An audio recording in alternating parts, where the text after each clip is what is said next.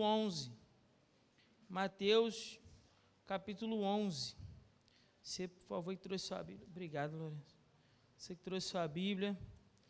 Puder abrir, por favor, em Mateus 11. Nós vamos ler a partir do verso 20 até o verso 30. No final do capítulo 11 que nós estamos. Rebeldias e rebeliões, eu diria que é o título, né, dessa sessão maior aqui. Capítulo 11 e 12, está cheio disso. Rebeldias e rebeliões contra Jesus. Pode só colocar esse para não acabar tropeçando. Bom, vocês já encontraram, amém? Mateus 11, a partir do 20, diz assim: Então ele começou a denunciar as cidades onde se realizara a maior parte dos seus milagres, por não terem se arrependido, dizendo: Ai de ti, Corazim, ai de ti, Betsaida, porque se em Tiro e Sidom se realizassem os milagres que em vós se realizaram, há muito tempo eles teriam se arrependido com roupas de saco e cinza. Por isso eu vos digo, que no dia do juízo haverá menos rigor para Tiro e Sidom do que para vós. E tu, Cafarnaum, serás elevada até o céu? Até o inferno descerás. Se em Sodoma se realizassem os milagres que em ti se realizaram, ela teria permanecido até hoje. Contudo, eu te digo que no dia do juízo haverá menos rigor para a terra de Sodoma do que para ti. Naquele tempo, Jesus exclamou: Graças te dou, ó Pai, Senhor do céu e da terra, porque tu ocultaste essas coisas aos sábios e eruditos e as revelaste aos pequeninos. Sim, ó Pai, porque assim o quiseste. Todas as coisas me foram entregues por meu Pai, e ninguém conhece o Filho, senão o Pai, e ninguém conhece o Pai, senão o Filho, e aquele a quem o Filho quiser revelar. Vinde a mim, todos os que estáis cansados e sobrecarregados, e eu vos aliviarei. Tomai sobre vós o meu jugo, e aprendei de mim, que sou manso e humilde de coração, e achareis descanso para a vossa alma, porque o meu jugo é suave e o meu fardo é leve. Amém? Vamos orar, Pai. Te agradecemos, Senhor, por esta porção da Tua palavra e pedimos em nome de Jesus que o Senhor fale poderosamente aos nossos corações, Senhor. Pai, pedimos que o Senhor não abra apenas os nossos ouvidos, mas abre também os olhos do nosso coração para ouvirmos a Tua voz, Senhor. Ó Pai, em nome de Jesus, que a Tua mão poderosa seja sobre nós nessa noite, e nosso coração seja encontrado como terra boa, Senhor, aonde a boa semente, que é a Tua palavra, produz frutos a 30, 60 e a 100 por um, para a glória do Teu nome nós te pedimos. Amém. Bom, os irmãos podem se assentar, mantenha, por favor, sua Bíblia aberta aí em Mateus. Como eu aqui fiz uma brincadeira, né, mas com fundo de verdade, Mateus capítulo 11 e capítulo 12, nós temos uma série de rebeliões, né? Há uma narrativa aqui, há uma série de conflitos vividos por Jesus, principalmente com os líderes religiosos. Então, os líderes religiosos estavam sempre ali, de alguma forma, combatendo Jesus. Eu sei que você já se fez essa pergunta várias vezes, mas por que, pastor? Por que eles tanto se recusaram? Esse texto traz algumas respostas, não traz todas, existem mais, mas traz algumas respostas para a gente observar. Isso porque esses homens, né, e na verdade todo o povo também, não só os líderes religiosos, mas o povo também naquela época, já tinha ouvido as palavras de Jesus, já tinham visto os milagres que Jesus operou. Né? Em todas essas cidades que são mencionadas, Jesus operou milagres. E eles já tinham visto esses sinais também. E, diante disso, diante do ensino de Jesus e diante dos milagres de Jesus, eles agora só tinham duas opções. Vocês estão comigo, amém? Ou eles reconheciam que Jesus, então, de fato, é o rei prometido, certo? Eles estão ouvindo o ensino, estão vendo os milagres, então, esse é um caminho perfeitamente possível, eles reconhecerem que Jesus é o rei prometido. Ou se rebelarem contra ele.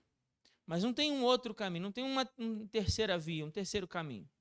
Ou eles reconhecem que Jesus, de fato, é o rei prometido, é o Messias, ou então eles se rebelam contra ele. Qual que vocês acham que eles escolheram? Obviamente a rebelião, né? Obviamente a rebelião. Eles decidiram se rebelar. E é disso que trata o capítulo 11 e o capítulo 12 de Mateus. Dessa rebelião que não só os líderes, mas também boa parte do povo teve a respeito de Jesus. Aí, nos versos 16 e 19 do capítulo 11, Jesus faz uma espécie de parábola. Ele diz assim: mas a que compararei esta geração, ou seja, essa geração que se rebela contra ele? São semelhantes a crianças, sentadas nas praças, gritando para os companheiros: nós tocamos flautas e não dançaste, cantamos lamentações e não choraste. Ou seja, vocês não sabem o que vocês querem. A gente canta uma canção alegre e vocês não ficam felizes. Se a gente canta uma lamentação, vocês também não choram. Isso porque no início do capítulo 11 ele disse assim: bom, veio João se vestia de forma humilde, João jejuava, João não era dado ao vinho, e vocês ainda assim negaram João. Aí vem o Filho do Homem, come, bebe, e vocês chamam ele de glutão, ou seja, vocês não se decidem, porque veio João que não comia nem bebia, e vocês dizem que ele tem demônio. E aí o Filho do Homem vem comendo e bebendo, e vocês também dizem que ele tem demônio. Então, de todo jeito, o pecado de vocês permanece. Por quê? Por causa da rebelião, da dureza do coração. É isso que Jesus está falando. Jesus está chamando a atenção daquelas pessoas, do seu ouvinte original, para a rebelião que essas pessoas estão fazendo por causa da dureza do seu coração. E aí, por isso, ele faz essa comparação com as crianças. Mas a intenção de Jesus é mostrar a condição espiritual que aquele povo estava. A condição espiritual. É isso que Jesus está querendo mostrar. A partir daí, então, Jesus vai começar a condenar a incredulidade de algumas cidades. E ele passa a falar de forma dura contra o orgulho dos líderes religiosos, afirmando o seu papel como mediador dessa nova aliança. Então, Jesus então vai se colocar como mediador da nova aliança e convidando as pessoas, convidando aqueles que lhe ouviam, para que pudessem então conhecer um verdadeiro descanso, um verdadeiro alívio. É isso que a gente vai falar ao longo dessa passagem. Então, para facilitar o entendimento, a gente vai ver em 3 momentos esse texto. O primeiro momento é quando Jesus repreende a incredulidade dessas cidades. Isso está aí do verso 20 até o verso 24. Depois, o segundo momento, Jesus vai afirmar o seu papel como mediador na salvação. E isso vai desde o 25 até o verso 27. E, por fim, Jesus oferece aos seus ouvintes um convite da graça de Deus. E isso está do 28 até o verso 30. A gente vai devagar e vamos tentar compreender cada uma dessas sessões. Primeiro, do verso 20 até o verso 24. Acompanhe, por favor, na sua Bíblia. Então ele começou a denunciar as cidades onde se realizaram a maior parte dos seus milagres. Que cidades são essas? São qualquer cidade? Não, né? São cidades aonde o que aconteceu? Ele diz para a gente, realizou, né, a maior parte dos seus milagres. E ele critica essas cidades o quê? Por não terem se arrependido. Não terem se arrependido. Aí Jesus vai usar uma expressão, que é uma expressão comum dos profetas, que é a expressão ai. Ai de ti, Corazim, ai de ti, Betsaida. Porque se em Tiro e Sidom se realizassem os milagres que em vós se realizaram, há muito tempo elas teriam se arrependido com roupas de saco e cinzas. Olha o que Jesus está falando. Esse termo usado, né, ai, era um termo usado pelos profetas para indicar um julgamento do Senhor, uma sentença de punição, de repreensão do Senhor. Quando Deus levantava um profeta, então, e ele começava a palavra pela expressão ai, é porque o que vinha a seguir era uma repreensão dura e um anúncio de juízo sobre o povo. E é isso que Jesus está falando. Não é comum Jesus usar essa expressão na Bíblia, mas aqui ele usa, olha que interessante. Ele se coloca como profeta anunciando uma sentença de julgamento, de punição contra essas cidades. Então, o povo dessas cidades havia se recusado a crer em Jesus como Cristo, como Filho de Deus. E agora isso colocava aquelas cidades em uma situação pior do que cidades gentias de Tiro e Sidom. É isso que ele quer dizer quando ele fala assim: ai de ti, Corazim, ai de ti, Betsaida. Essas são cidades do território de Israel. Aí fala assim, olha, se em Tiro e Sidom, que são o quê? Cidades gentias, cidades dos gentios, cidades do povo que não conhece o verdadeiro Deus, que vocês desprezam, que vocês as têm como pecadores. Se esses milagres que aconteceram no meio de vocês fossem acontecidos no meio deles, há muito tempo eles teriam se arrependido. Eles teriam se humilhado. Fala assim, olha, visto que nessas cidades ele realizou muitos milagres, está dizendo o quê? Eles tiveram várias oportunidades de o quê? De se arrependerem. De se arrependerem. É isso que ele está dizendo. Quanto maior a oportunidade que você e eu temos de nos arrependermos, maior é a sentença sobre nós, se nós continuarmos na incredulidade, na dureza do coração. E é isso que Jesus está criticando aquela cidade. Jesus deixou isso claro no verso 21. Deixou isso claro, que se aquelas pessoas daquelas cidades tivessem visto os milagres, elas teriam se arrependido. Elas teriam se humilhado. Quando ele fala assim, olha, teriam se arrependido com roupas de saco e cinza, estou lendo no final do verso 21, isso é uma expressão de humilhação. De humilhação, está dizendo, ó, se tivesse acontecido lá, eles teriam se humilhado diante de Deus. Jesus vai mais à frente, no capítulo 12, usar novamente uma comparação com uma cidade gentílica, lá no verso 41 do capítulo 12, que é a cidade de Nínive. E diz o capítulo 3 do livro de Jonas, que quando Jonas está lá pregando contra a cidade de Nínive por causa do seu pecado, o que acontece naquela cidade? Eles se arrependem. E se arrependem de que maneira? Com pano de saco, com cinza, com jejum, com humilhação. Há contrição no meio daquele povo. Jonas curou algum cego? Jonas curou a mão de algum homem que tinha nascido com a mão ressequida? Ou algum aleijado voltou a andar em Nínive? Algum leproso foi purificado em Nínive? Percebe o que ele está dizendo? Não aconteceram esses milagres nas cidades dos gentios. E ainda assim, uma nação gentia viu arrependimento e vocês estão aqui com o coração duro, vendo os milagres que ele opera e ainda assim com o coração duro, permanecem incrédulos. Por isso Deus teria mais rigor dessas cidades de Israel do que das outras lá no dia do juízo. E a lógica aqui é muito clara. Por que Deus vai ter mais rigor deles? Porque eles tiveram mais oportunidade de se arrepender. Olha só, o verso 23 fala sobre Cafarnaum. Assim, e tu, Cafarnaum, serás elevado até o céu, até o inferno descerás. Aí olha a comparação, olha que cidade ele compara. Fala assim, se em Sodoma, e Sodoma é conhecida por quê? Por ter sido uma cidade destruída por causa do seu grande pecado, por causa dos seus muitos pecados. E Deus destruiu Sodoma, não é assim? E aí agora ele está dizendo, olha, Cafarnaum, se em Sodoma se realizassem os milagres que em ti se realizaram, que milagres são esses? Bom, lá no capítulo 8 e 9 de Mateus, a gente fez uma lista de 10 milagres, lembra disso? Mateus passou contando 10 milagres. Desses 10, 5 foram em Cafarnaum.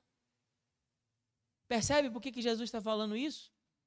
Jesus passou boa parte do seu ministério morando em Cafarnaum, pregando em Cafarnaum. Então, Cafarnaum tinha sido um lugar, porque como Jesus morou lá e realizou muitos milagres, né, como eu disse aqui, 5 dos 10 milagres listados por Mateus, do capítulo 8 ao capítulo 9, ele agora está comparando Sodoma com uma cidade conhecida para dizer assim, o pecado de vocês, Cafarnaum, é maior do que o de Sodoma. A condição espiritual de vocês no dia do juízo é pior do que Sodoma. Porque se Sodoma tivesse visto o que vocês viram, o que vocês estão vendo, eles permaneceriam até hoje. É o que diz aí o final do verso 23. A cidade não teria sido destruída. Verso 24, contudo, eu te digo que no dia do juízo haverá mais rigor para a terra de haverá mais rigor. Aliás, haverá menos rigor, perdão, para a terra de Sodoma do que para ti. Olha só o que Jesus está falando. Olha, irmãos, aqui a gente normalmente deixa as aplicações, né, as lições do texto para o final, mas eu já quero aqui antecipar uma lição importante demais para a gente passar por ela sem falar. Porque ao fazer essas comparações, Jesus está nos alertando. Jesus está alertando a mim e a você também. Ele não está só alertando os ouvintes originais, aqueles que estão ouvindo ele falar essas palavras, ou o destinatário original, que são as pessoas que receberam esse texto de Mateus pela primeira vez. Não é só um alerta para eles, é um alerta para nós. É um alerta para nós. Se aquelas cidades, Corazim, Betsaida, Cafarnaum, se aquelas cidades estavam em perigo, que grande e maior perigo estamos nós, se não nos arrependermos dos nossos pecados e crermos no Evangelho. Que grande e maior perigo estamos nós, eu e você, igreja do século 21, se não nos arrependermos com a mesma humilhação e contrição que houve em Nínive. Por quê? Porque nós estamos diante da palavra de Deus.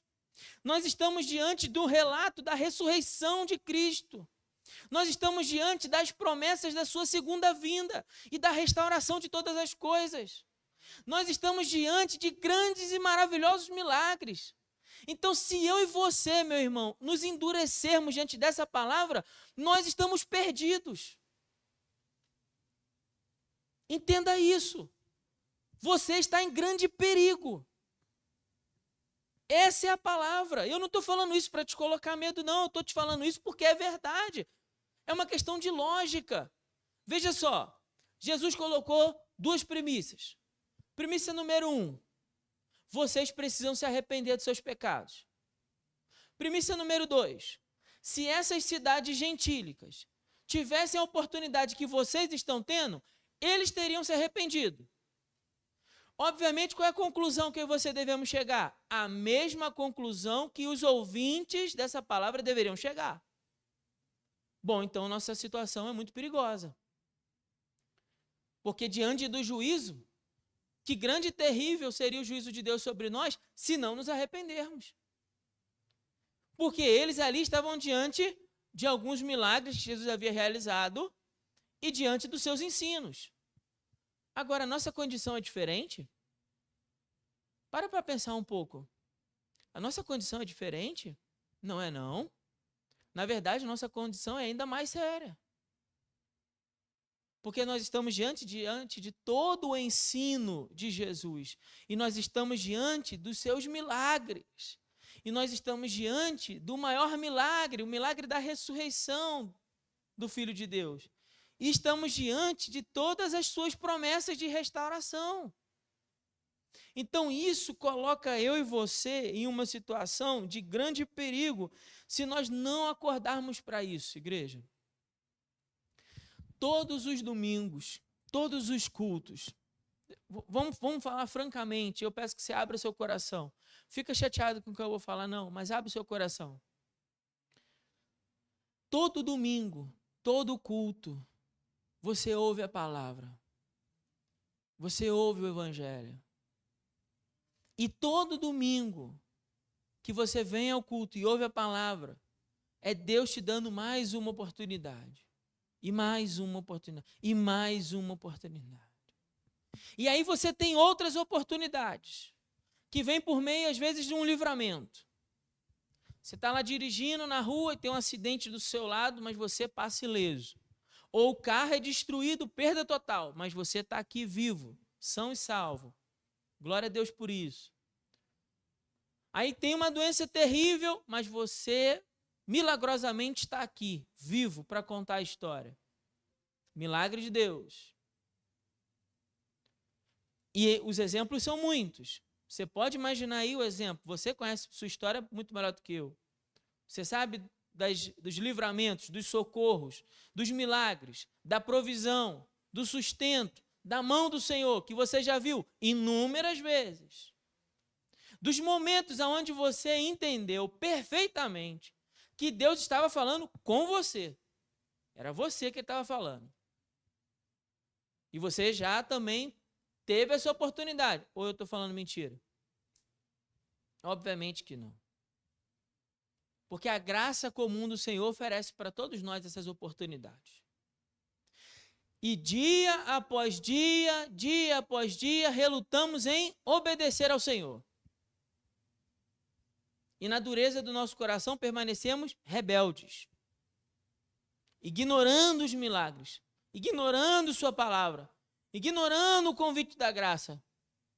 Que grande e terrível juízo virá sobre nós, se permanecermos assim. É isso que ele está dizendo. É por isso que eu estou falando para você. Eu sei que essa palavra é dura, mas você precisa abrir o coração para isso.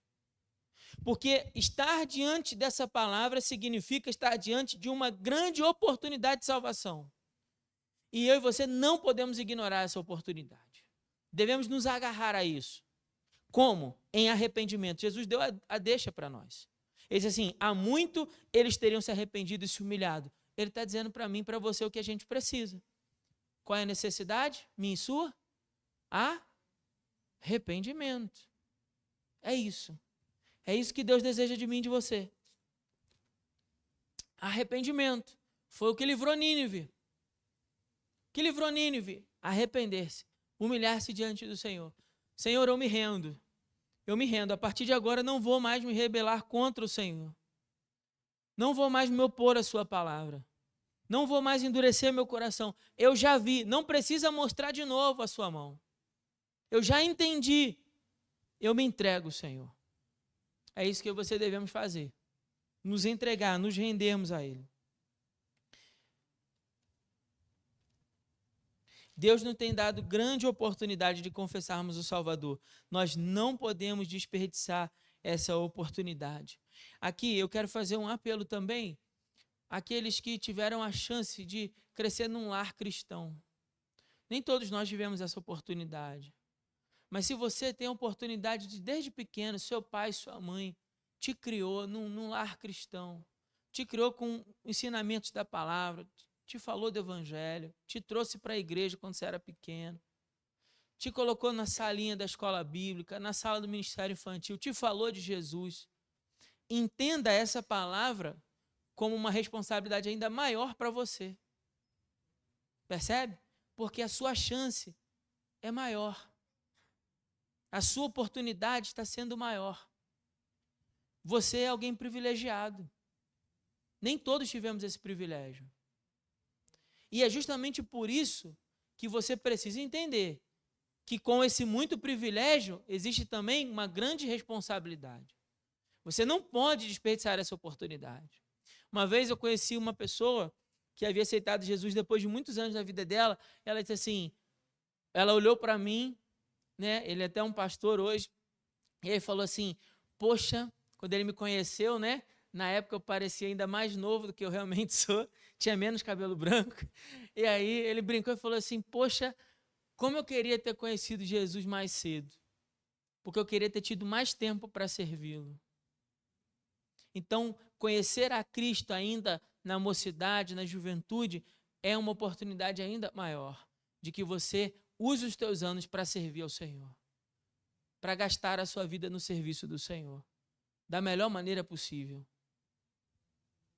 Fecha aqui o parênteses, vamos para a segunda parte do texto, então, onde Jesus afirma o seu papel como mediador nessa salvação. Isso vai desde o 25. Versículo 25 diz assim, naquele tempo Jesus exclamou, graças te dou, ó Pai. É uma oração. E ele diz, Senhor do céu e da terra, porque ocultaste essas coisas aos sábios e eruditos e as revelaste aos pequeninos. Sim, ó Pai, porque assim quiseste. Vou fazer uma observação aqui primeiro. Por que Jesus está falando de sábios e eruditos? O que ele quer dizer com isso? Então, se a pessoa estudou mais, ela então não pode ser salva? É disso que ele está falando? Será que Jesus está condenando uma pessoa? Se você estuda muito, já viu gente falando assim? Não, quem estuda muito acaba virando incrédulo, né? Acaba virando ateu. Já ouviu isso aí por aí, né? Não, não é porque estudou muito, não. Jesus não é contra estudar, não. Olha o que ele diz, fala assim: o Pai revelou, todas essas coisas me foram entregues por meu Pai, e ninguém conhece o Filho senão o Pai, e ninguém conhece o Pai senão o Filho, e aquele a quem o Filho quiser revelar. O Filho quiser revelar. O que Jesus está falando aqui é sobre o orgulho dos sábios e eruditos do seu tempo. O orgulho dos líderes religiosos havia fechado para eles a porta da graça. Enquanto as outras pessoas que se chegavam até Cristo, né, os pequeninos, os não tão importantes assim na sociedade, os não tão letrados, instruídos, eruditos, mas que se chegavam a Cristo de forma humilde, Cristo então os acolhe. Cristo os acolhia. Por quê? Porque eles reconheciam que são quê? Pobres de espírito. Pobres aqui não é no sentido de não ter dinheiro, não. Pobre aqui é no sentido de saber que tem a necessidade de um Salvador, que eu não tenho para me bancar, que eu não posso pagar a salvação, que eu não tenho recursos em mim mesmo, que eu possa oferecer a Deus como uma espécie de troca, de barganha, para ser por ele salvo. Esse é o pobre de espírito, o que chega diante de Deus e fala assim: Senhor, não tenho nada para te oferecer, não tenho nada em mim que eu possa te dar, que possa fazer com que o Senhor queira me salvar, eu não tenho. Esse é o pobre de espírito. Não tem a ver com dinheiro, percebe? Não tem a ver com grana, tem a ver com uma disposição de espírito. Uma disposição de espírito. E aí Jesus está recriminando aqueles cuja disposição de espírito eram de muitos sábios, eruditos. A gente sabe tudo, você que não sabe nada, você é um herege. Foi o que os líderes religiosos acusaram Jesus, de heresia, de falso ensino. E aí olha o que está dizendo. Bom, esses o Pai ocultou a eles. Em outras palavras, eles agora permanecem cegos. Agora, aqueles que se chegam de forma humilde, o que acontece com eles? A eles, Deus deixa conhecer. A eles a porta da graça é aberta. Mas ao arrogante, ao coração orgulhoso, vaidoso, cheio de si, cheio de justiça própria, a porta da graça é fechada. Charles Spurgeon escreveu sobre esse texto 4 lições sobre a doutrina da eleição. Vou tentar resumir aqui para os irmãos. 4 coisas a gente aprende sobre a doutrina da eleição aqui nesse texto. A primeira delas é que Deus, o Pai, é o autor da eleição. No verso 25, é Deus quem decide quem ele elege. Os eleitos vêm a Cristo porque a verdade lhes é revelada. Você só pode ir a Cristo quando Cristo se dar a conhecer a você. Enquanto os que se julgam sábios, né, que acham que sabem muito, permanecem cegos. Essa é uma segunda verdade sobre a eleição. A primeira é, o Pai é que decide. Não somos nós que decidimos a respeito dele, ele decide a respeito de nós. A segunda, só conhece a Cristo aquele que ele decide se dar a conhecer. Terceira, a eleição é feita com base na vontade soberana de Deus. Veja o verso 26. Sim, o Pai, ó Pai, porque assim quiseste.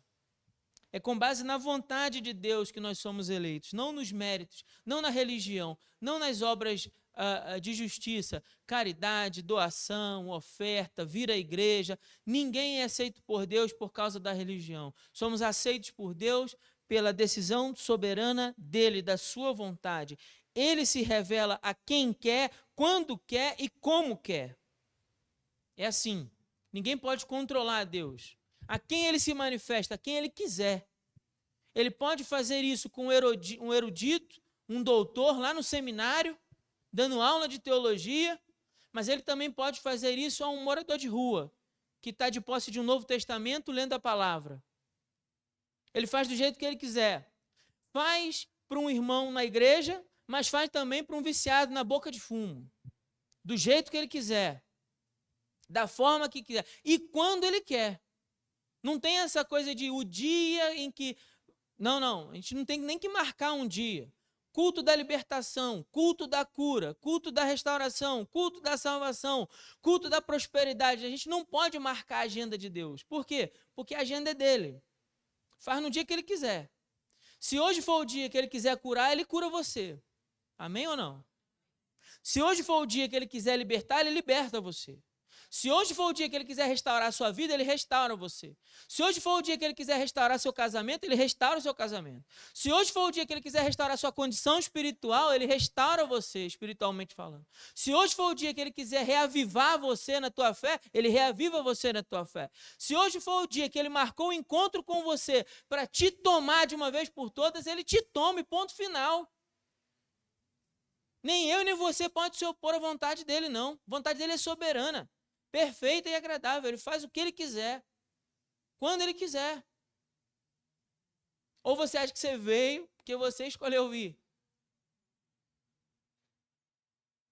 Você poderia ter escolhido qualquer outro lugar. Sua carne provavelmente teria uma dezena de outros lugares para escolher, ao invés de estar aqui, sim ou não?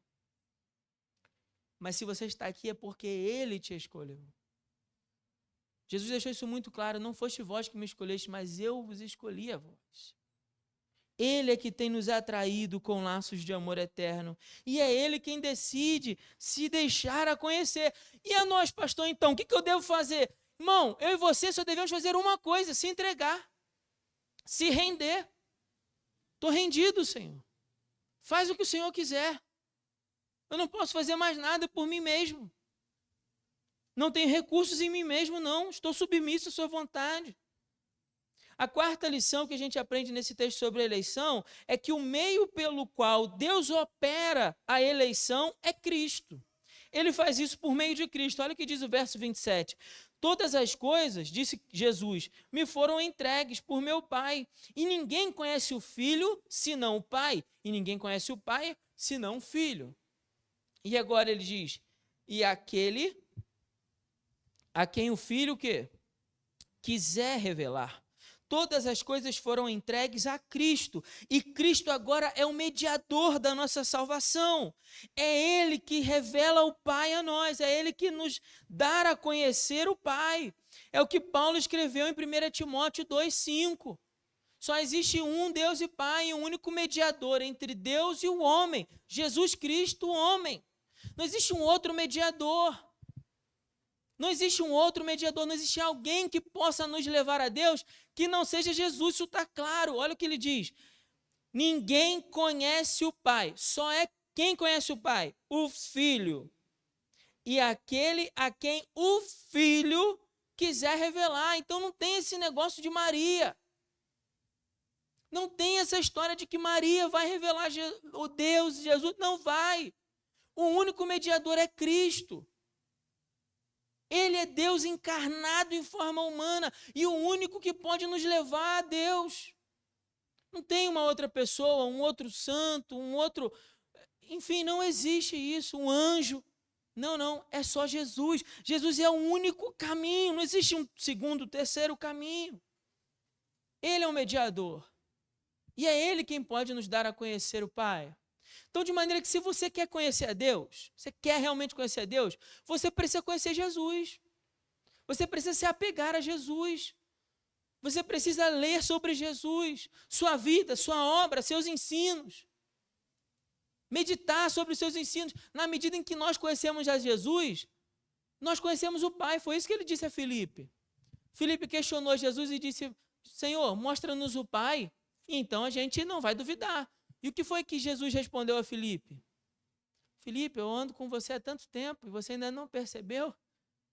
Quem vê a mim, vê ao Pai. Porque o autor de Hebreus fala lá no capítulo 1, versos de 1 a 3, que Jesus é a representação exata do ser de Deus. Então, se eu quero conhecer a Deus, eu preciso buscar conhecer Jesus.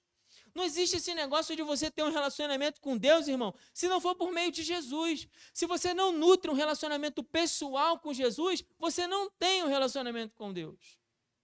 Ele é o único caminho, o único mediador. A lição aqui é muito simples. O orgulho fecha para nós a porta da graça.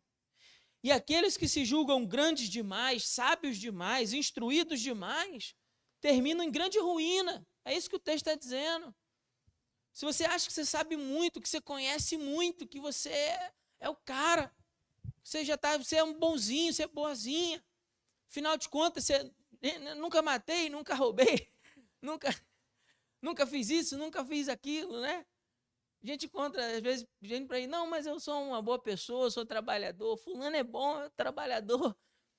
Né? Como se a gente tivesse mérito em nós para negociar com Deus. E falar, Deus, salva ele, porque afinal de contas é uma pessoa muito bacana demais.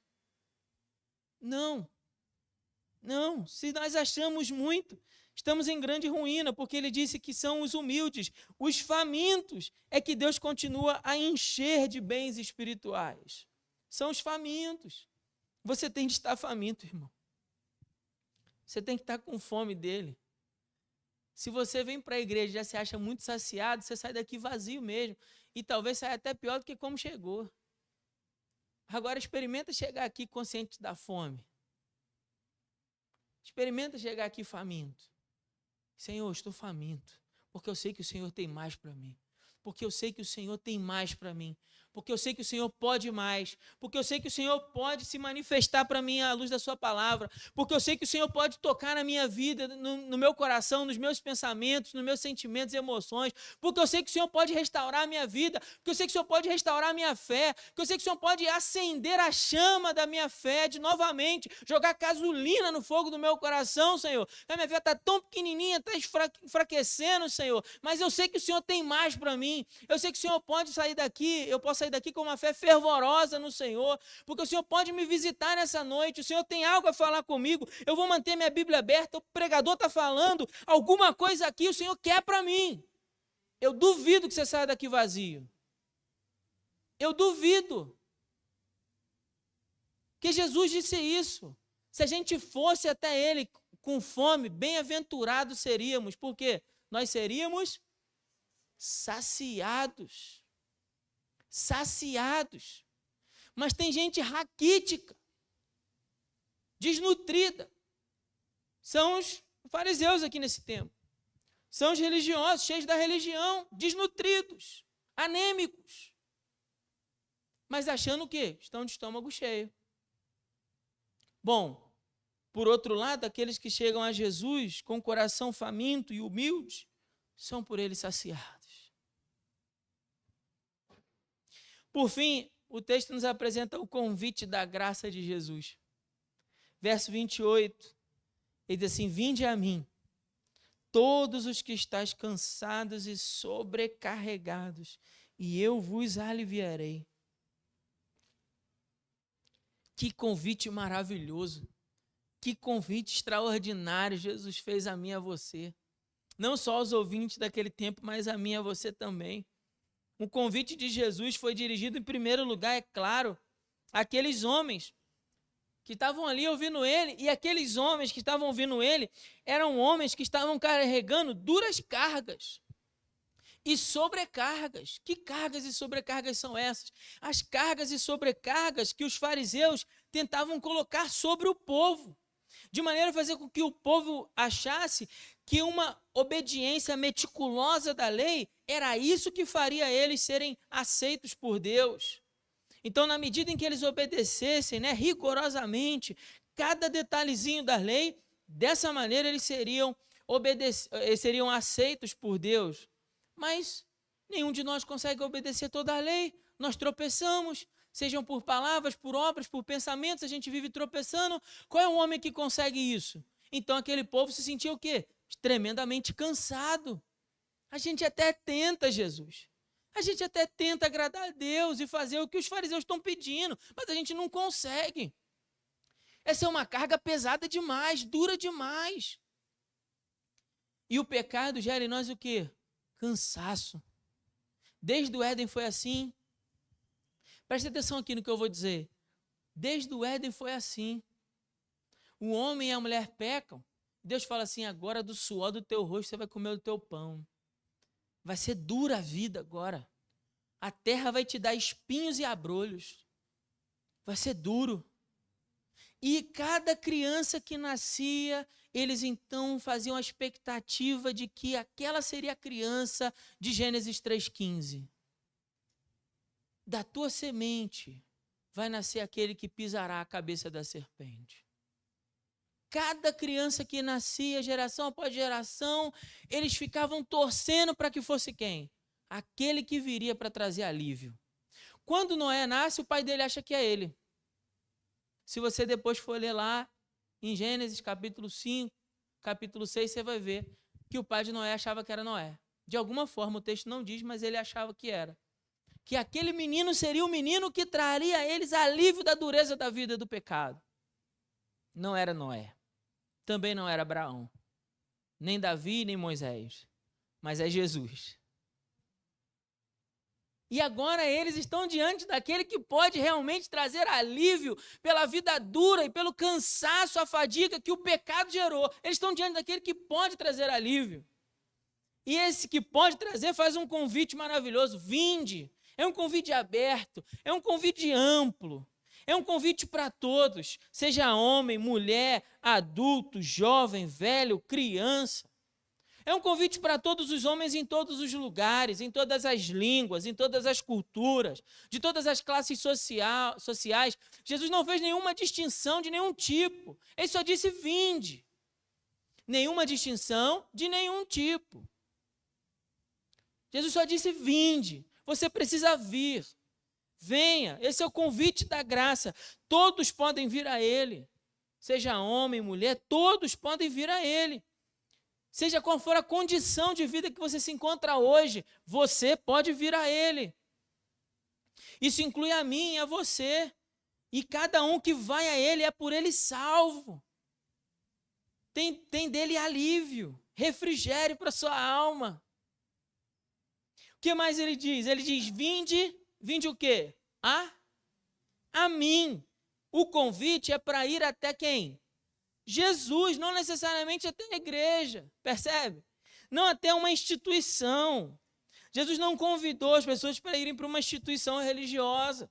Jesus convidou as pessoas para terem um relacionamento pessoal com Ele. Não é um convite da religião para as obras, para a caridade, para os sacrifícios, para a penitência, mas para irmos até Ele. Ele é o caminho e Ele é o único que pode nos levar até Deus. O convite é para ir até Jesus, entenda isso. Não é para ir até o pastor, seja lá a autoridade que for, religiosa, ou a instituição religiosa, ou a organização que for. O convite é para você ir até Jesus. Todos. Quem é que vai? Todos os que estão cansados e sobrecarregados. Então, o convite é para todos aqueles que têm consciência. Porque, veja, os líderes religiosos não tinham consciência disso. Eles não tinham consciência da fome, da cegueira, da sobrecarga. Na verdade, eles não achavam que tinha peso nenhum. Porque eles achavam que estavam justificados já. Então, não tinha peso nenhum para eles. Estavam leves. Pesado estava o povo. Eles se sentiam leves. Agora, o convite de Jesus é para quem tem consciência da condição e da necessidade que se encontra. Jesus não se dirigiu aos que se sentiam justos ou santos. Jesus se dirigiu aos que tinham necessidade de arrependimento. Aqueles que reconheciam o peso e o cansaço que estavam enfrentando. O peso e o cansaço que vinha do pecado. A carga pesada que o pecado tinha lhes causado. E agora havia uma necessidade de alívio para a sua alma. E um alívio que só Jesus podia dar. Só Jesus pode dar. Olha o que ele diz. Tomai sobre vós o meu jugo e aprendei de mim, que sou manso e humilde de coração. Essa expressão jugo aqui não tem a ver necessariamente com aquele instrumento que é colocado sobre o lombo do animal para poder trilhar o chão, não, né? Não é só isso, não. Aqui, essa expressão naquele tempo significa também absorver o seu ensino para ser um discípulo. Isso também quer dizer tomar o seu jugo sobre ele. Então, a gente poderia traduzir isso de outra maneira, falando assim, tomai sobre vós o meu jugo, ou seja um meu discípulo. Aprenda de mim. Aprenda comigo. Há um processo aqui. Percebe? Tomar o jugo é tomar uma decisão de ser discípulo de Jesus. Mas aprender é um processo. Não é do dia para a noite. É um processo. Tomar o jugo é uma decisão, mas aprender é um processo.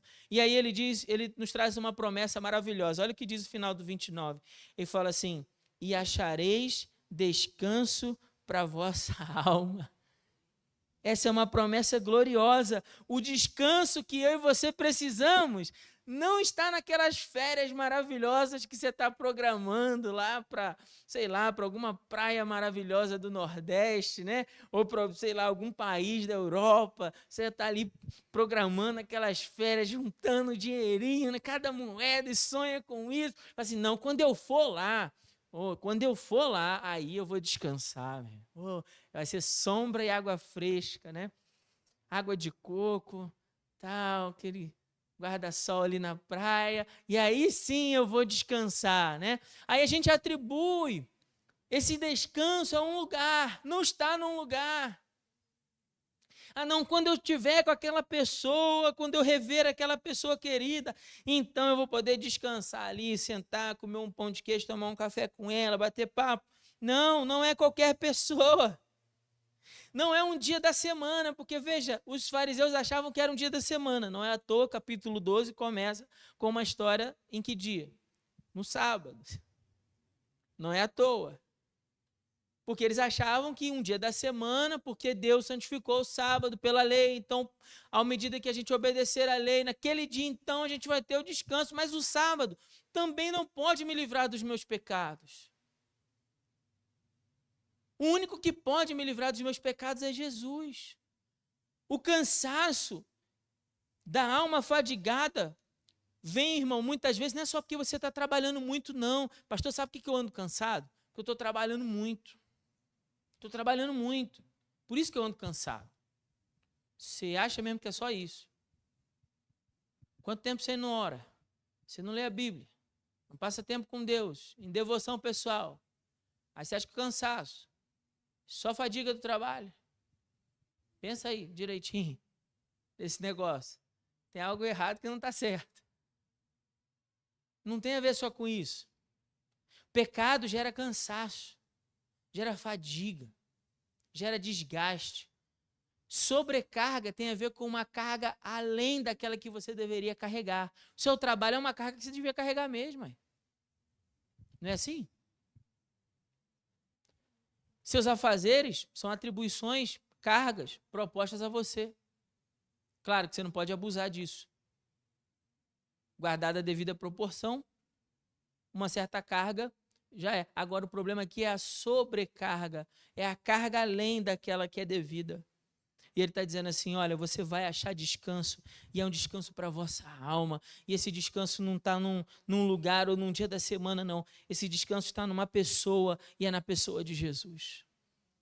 Eu e você vamos ter descanso, alívio para a nossa alma, quando eu e você tomarmos uma decisão de ir até Jesus. É aquele sono que você deita para dormir, que tem a consciência que seus pecados foram perdoados naquela cruz. Por fim, eu quero resumir assim a grande ideia e a resposta desejada que eu acredito que o autor deixou para nós nesse texto. Jesus é o único... Vou chamar o Ministério de Louvor aqui também para me ajudar. Jesus é o único que pode nos fazer conhecer a Deus e nos oferecer descanso verdadeiro. Escute, Jesus é o único que pode nos fazer conhecer a Deus e nos oferecer descanso verdadeiro. Rebelar-se contra ele, seja por orgulho ou por incredulidade, nos coloca em grande perigo. Vou repetir, rebelar-se contra ele, seja por orgulho ou por incredulidade, nos coloca em grande perigo. O que devemos fazer então, pastor? Eu e você devemos ir a ele e nos submetermos à sua vontade. É isso que nós devemos fazer. Eu queria pedir a você, igreja, que nesse momento fechasse seus olhos e orasse ao Senhor. E orasse ao Senhor, porque eu creio que diante dessa palavra, desse convite de Jesus, do convite da graça, nós não temos como terminar esse sermão de outra maneira que não seja fazendo a você um apelo a que você venha a Cristo. Não tem como ser de outro jeito, porque o próprio texto, o tempo todo, não sei se você percebeu, se você entendeu isso, mas o tempo todo o texto nos fez um convite e colocou diante de nós uma decisão, uma escolha. Nós temos a decisão, a escolha de nos rebelarmos contra Ele, seja por orgulho, ou seja por incredulidade, ou temos a oportunidade de ir até Ele, de maneira humilde, nos rendendo e nos submetendo a Ele e encontrando nele alívio. E eu queria perguntar a você que está aqui, se você nessa noite gostaria de ir a Jesus. Não estou fazendo um convite para você ir à igreja, para você ir à religião, para você... Amém. Vem aqui à frente, deixa eu orar por você. Há mais alguém que gostaria de nessa noite vir a Cristo? Você entendeu a palavra? Amém. Vem aqui à frente, deixa eu orar. Queria pedir um irmão, um membro aqui da igreja que viesse. Uma irmã com ela e um irmão que viesse aqui com ele. Ficar aqui com ele. Você entendeu a palavra? Um convite claro da graça de Jesus. Fique aqui com ele. Esses irmãos estão aqui para mostrar a vocês que vocês não estão sozinhos nessa decisão. Que a gente está aqui como igreja para caminhar junto com vocês. E quando a gente caminha junto, fica mais fácil. Há mais alguém aqui? Eu queria que a igreja tivesse em oração. E eu queria insistir nesse apelo, nesse convite. O convite não é meu, o convite é de Jesus. É Ele que disse: vinde a mim, todos os que estáis cansados e sobrecarregados, e eu vos aliviarei. É Ele que vai aliviar você, não é o pastor Felipe, não é a Primeira Igreja Batista em Congonhas, mas é Cristo.